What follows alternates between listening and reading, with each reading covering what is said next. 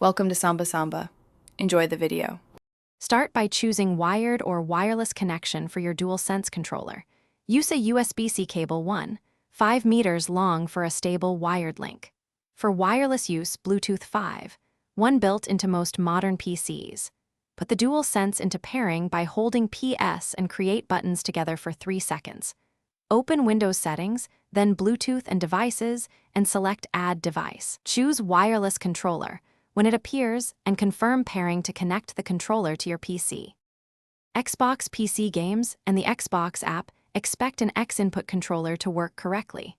Install DS4 Windows on your PC to emulate an Xbox controller from the DualSense.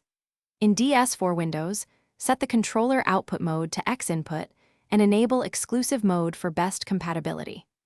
Launch the Xbox app or game after DS4 Windows is running so the app sees the emulated controller. Note that advanced DualSense features, like adaptive triggers and full haptics, may not function in most. Steam natively supports DualSense when you enable PlayStation configuration support.